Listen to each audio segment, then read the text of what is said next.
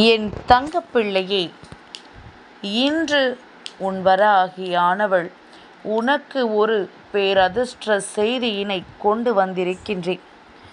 இன்றைய நாள் மகாலயபட்ச நாள். என் பிள்ளையே, மாதம் மாதம் அமாவாசை வந்து கொண்டுதான் இருக்கின்றது. ஆனால் நம்முடைய முன்னோர்கள் ஆடி மாதம், புரட்டாசி மாதம் மற்றும் தை அமாவாசையை மட்டும் சிறப்பாக வழிபட்டு வந்திருக்கின்றார்கள். இவை அனைத்தையும் விட புரட்டாசி மாதத்தில் வரக்கூடிய அமாவாசை மகாலய அமாவாசை என்று அழைக்கப்படுகின்றது. இது மிகவும் விசேஷமான ஒரு நாளாகும். மகாலயபட்சம் எப்போதும் ஆவணி பௌர்ணமி முடிந்த மறுநாள் ஆரம்பமாகி அதற்கு அடுத்து வரும் அமாவாசை வரையிலான 2 வார காலங்கள் இருக்கும். என் பிள்ளையே, அந்த வகையில் இன்று மகாலயபட்சம் ஆரம்பித்திருக்கின்றது. மகாலயபட்ச காலத்தில் நம் முன்னோர்களுக்கு தர்ப்பணம் செய்ய வேண்டும். இந்த நாளில் தீர்த்த தலங்களுக்கு சென்று தண்ணீர் இறைத்து அவர்களது தாகம் தீர்க்க வேண்டும். இந்த காலகட்டத்தில் வரக்கூடிய பரணியை மகாபரணி என்றும், அஷ்டமியை மத்தியாஷ்டமி என்றும், திரியோதசி கஜயாயை என்றும் கூறப்படுகின்றது. மாதந்தோறும் முன்னோர்களுக்கு தானம் செய்ய முடியாதவர்கள் இந்த காலத்தில் தானங்களை செய்வதனால் 12 மாதத்திலும் தானம் செய்த பலன்கள் கிடைத்துவிடும். என் பிள்ளையே, இந்த மகாலயபட்சத்தினுடைய சிறப்பு என்னவென்று அம்மா உனக்கு சொல்கின்றேன்.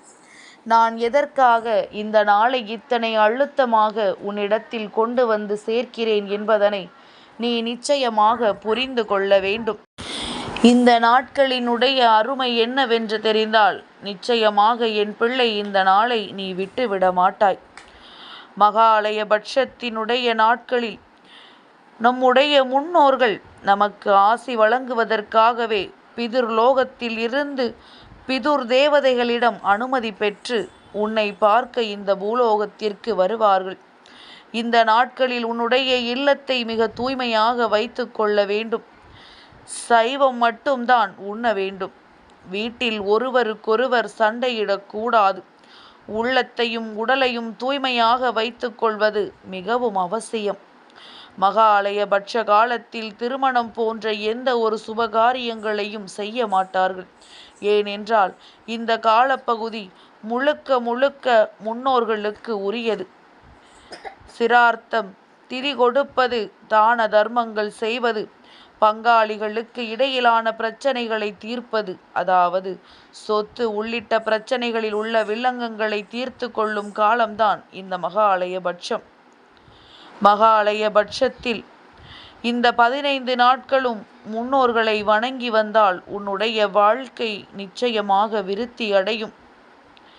என் பிள்ளையே, நான் சொல்லப் போகின்ற இந்த விஷயங்களை எல்லாம் தெளிவாக கேட்டு மனதில் நிலைநிறுத்தி வைத்துக்கொள். மொத்தம் 15 நாட்கள். ஒவ்வொரு நாளும் ஒவ்வொரு திதி. கடைசி நாளில் அமாவாசை திதி வருகின்றது. முதல் நாளான பிரதமை திதியில் தர்ப்பணம் செய்வதால் பண கஷ்டம் தீர்ந்து பணம் வந்து சேரும். 2ஆம் நாளான துதியை திதியில் தர்ப்பணம் செய்வதால் பிறக்கும் குழந்தையின் குணநலன்கள் சிறப்பாக இருக்கும். 3ஆம் நாளான திருதியை திதியில் தர்ப்பணம் செய்வதனால் நீ நினைத்த காரியங்கள் எல்லாம் நிறைவேறும். 4ஆம் நாளான சதுர்த்தி திதியில் தர்ப்பணம் செய்வதனால் எதிரிகளின் தொல்லைகள் இல்லாமல் நீ வாழ்வாய். 5ஆம் நாளான பஞ்சமி திதியில் தர்ப்பணம் செய்வதனால் செல்வம் சேரும். நியாயமான சொத்துக்கள் உன் கைவசம் கிடைக்கும். மேலும் வீடு, நிலம் முதலான சொத்துக்களை வாங்கி செல்வ செழிப்போடு வாழலாம். 6ஆம் நாளான சஷ்டி திதியில் தர்ப்பணத்தை செய்தால் பேரும் புகழும் கிடைக்கும். 7வது நாளான சப்தமி திதியில் தர்ப்பணம் செய்வதனால் உத்தியோகத்தில் தலைமை பொறுப்பு நிச்சயமாக கிடைக்கும். தடைப்பட்ட பதவி உயர்வு உன்னை வந்து சேரும். 8ஆம் நாளான அஷ்டமி திதியில் தர்ப்பணம் செய்வதனால் அறிவாற்றல் உனக்கு பெருகும். 9ஆம் நாளான நவமி திதியில் தர்ப்பணம் செய்வதனால் திருமண தடை நீங்கும். சிறந்த வாழ்க்கை துணை உனக்கு கிடைப்பார்கள். குடும்பத்திற்கேற்ற சூழ்நிலைகள் எல்லாம் அங்கு உருவாகும். 10ஆம் நாளான தசமி திதியில் தர்ப்பணம் செய்வதனால் நீண்ட நாட்களாக இருந்து வந்த ஆசைகள் அத்தனையும் உனக்கு நிறைவேறும்.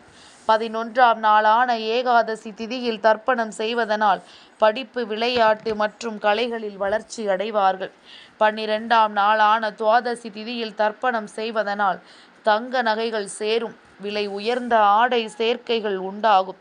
13ஆம் நாளான திரியோதசி திதியில் தர்ப்பணம் செய்வதனால் பசுக்கள், விவசாய நிலங்கள் இவையெல்லாம் அபிவிருத்தி அடையும். தீர்க்க ஆயுள், நல்ல ஆரோக்கியம், நல்ல தொழில் போன்றவை சிறப்பாக இருக்கும். 14ஆம் நாளான சதுர்த்தசி திதியில் தர்ப்பணம் செய்வதனால் ஆயுள் விருத்தியாகும். நீ செய்த பாவங்கள் அத்தனையும் நீங்கும். எதிர்கால தலைமுறையினருக்கு நன்மைகள் உண்டாகும். அடுத்து வரும் 15ஆம் நாளானது மகாலய அமாவாசை. மகாலய அமாவாசையில் என் பிள்ளை நீ தர்ப்பணம் செய்வதால் உன்னுடைய முன்னோர்களின் ஆசியையும் உன்னுடைய வாழ்க்கையையும் உன்னுடைய குழந்தைகளின் வாழ்க்கையையும் நீ உயர்வுறச் செய்து விடுவாய் என்ற அர்த்தம்.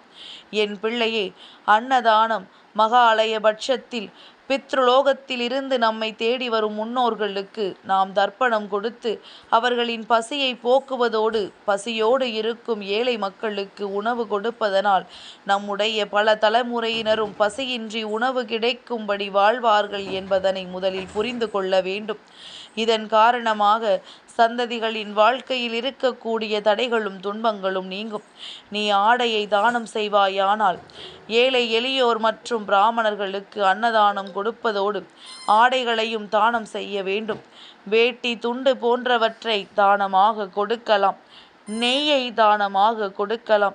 மகாலய பட்சத்தில் சுத்தமான பசுனை தானமாக வழங்குவதன் மூலமாக உனக்கு கிடைக்கக்கூடிய நன்மைகள் என்னவென்று தெரிந்து கொள். குடும்ப பிரச்சனைகள் எல்லாமும் நீங்கும். முன்னோர்களின் ஆசிகள் கிடைக்கும். இந்த காலகட்டத்தில் நெய் தானம் செய்வது என்பது மிகவும் நல்ல விஷயமாகும். என் பிள்ளையே, தங்கம் மற்றும் வெள்ளியை தானமாக கொடுக்கலாம். நீ பொருட்களை தானம் செய்வதன் மூலமாக தானம் செய்பவர் சந்தித்து வரும் குருதோஷம் அல்லது குரு கிரகத்தினால் ஏற்படக்கூடிய பிரச்சனைகள் எல்லாம் நீங்கும். மேலும் எல்லா நோய்களிலும் இருந்து விடுபட்டு நிம்மதியான வாழ்வு கிடைக்கும். அதே நேரத்தில் வெள்ளி சந்திரனை குறிப்பதாக கருதப்படுகிறது.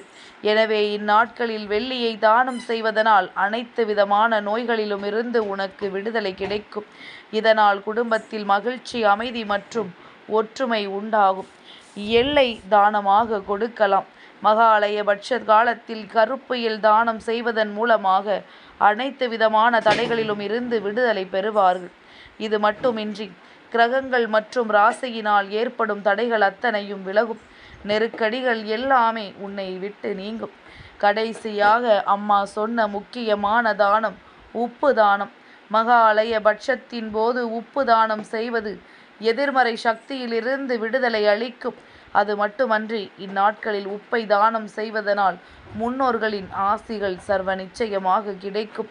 இதற்கு முன்னால் சொன்ன எந்த ஒரு பரிகாரங்களையும் எந்த ஒரு விஷயங்களையும் உன்னால் செய்ய முடியாமல் போகலாம். ஆனால் ஒரு உப்பை தானமாக கொடுத்தால் உனக்கு முன்னோர்களின் ஆசிகள் கிடைக்கும். நிச்சயமாக உன்னை ஆட்டி படைக்கின்ற எதிர்மறை சக்திகள் எல்லாம் உன்னை விட்டு விலகும் என்ற ஒரு நல்ல விஷயம் நடக்கும் என்றால் நீ எப்படி அதை தானம் செய்யாமல் இருந்துவிட முடியும்?